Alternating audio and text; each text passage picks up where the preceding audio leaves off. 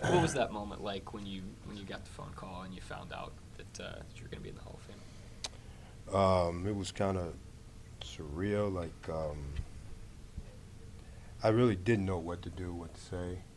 It's kind of why I drifted over to Coach Donovan and Sam because I wanted to share the news with them. So it's the reason why I drifted over to see those guys was to kind of share that news with them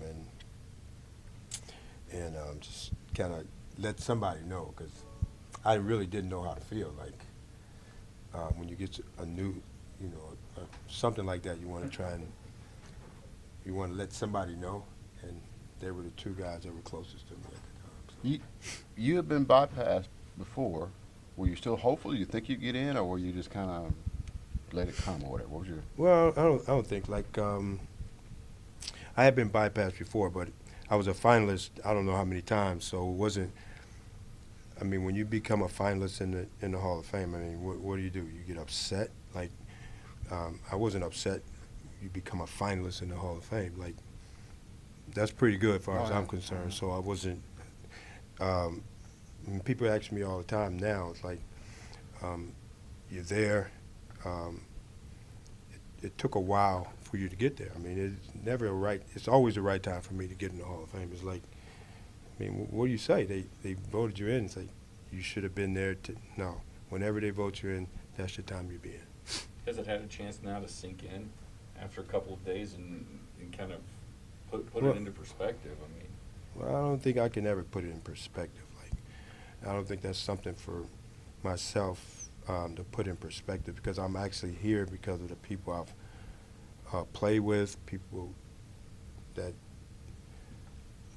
just I associated myself with, and the players, that I played with, the coaches I played for. Those people are one of the main reasons why I'm here. So keeping in perspective is the people that I associated myself with throughout my years. You've said before on the record, and Billy has joked about you saying that you look at other people, other Hall of Famers' numbers, and you say your numbers don't stack up against them. Now that you're in, have you come around to thinking that your numbers stack up against them? Well, you know what? I don't think I'm in here for my numbers. Certainly, I don't think the numbers that I put up. I mean, they speak for themselves, the numbers. But I just think the reason why I played the game was playing it for my teammates. I'm trying to win, and hopefully people can recognize that, which they have, and different players today are not just about putting up numbers, because everybody's not capable of putting up 25 and 30 points, but there are some people that have impacts on the game more than just averaging 25 and 15 rebounds. There are a lot of players that do different things that have a lot of impact on the game, and I was probably one of those guys. Player, teammate, champion, coach, mentor, part-time anthem singer. I mean, this is your life. This is your life. You think about that. What a life you've had in this game. Yeah, I've been very blessed to be in this game as long as I've been in it, and I've been very blessed to be around the type of people I've been in it. So I don't take that for granted. I don't take that lightly at all. Just the coming from where I came from Chicago, and going to Texas.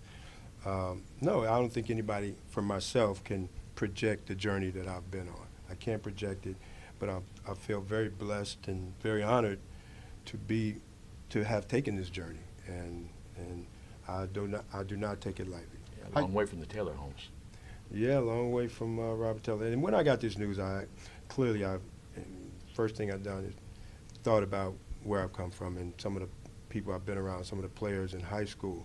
A couple guys I talked to right after I got this news, and we just shared a couple stories of and everybody has a story.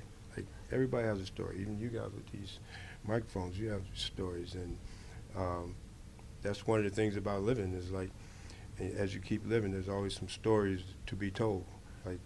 And this is, for me, it's like a great story. It's like for my kids and their kids, and just my mother. She's pretty much like myself. I told her the news, and she's pretty down.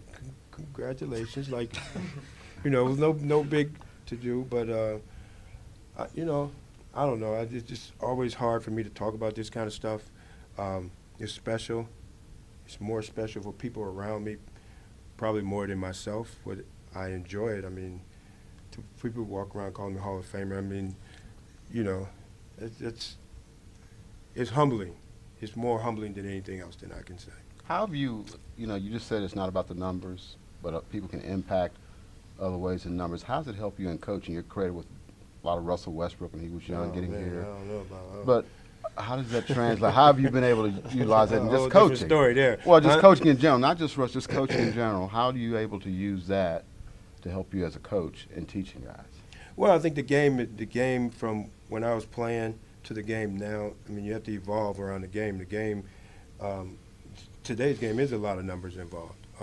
So that's part of the game. I don't think when I was playing, the game wasn't as many numbers. I mean, it's still 2 points here, 2 points there. The game today is about numbers, as far as I'm concerned. And you just kind of evolve with it. I mean, you evolve with the game, you evolve with the knowledge of the game, and just you keep moving, whether it's Russell or Carmelo or Paul or anybody. You just kind of evolve with the game. That said, you were like one of the most efficient point guards to ever play. Was that something you were really conscious of as a player, or was it just naturally Well, fit your style? Well, it fit my style, number one, and number two, I had people and players around me that were better at certain things. So, you know, if I was a volume shooter, it wouldn't have helped our team because I had better guys that were better at shooting the ball than I was. So, I pretty much, offensively, was a recipient of the other players, like the Moses, Docs, the Andrews, those guys. I was a recipient of them getting double teamed and the ball coming to me at different times when I was usually wide open. You mentioned your mom. Was there anybody in particular you were most excited to tell the news to? My kids, they were pretty excited about it. I mean, I remember taking my son to a Boston Celtic 5th game, and he probably was 2. So, and it was a 5th game, and so they don't have 5 games anymore. It was, 5th game is the final of a first-round series with the Celtics, and he was like 2 years old. He has no knowledge of it. So, you know, for them to see this part that's going on right now, and for me to tell them that I was a decent player, and for me to say it and now to see something coming from it is a little different. Anybody else? Thanks, Bob.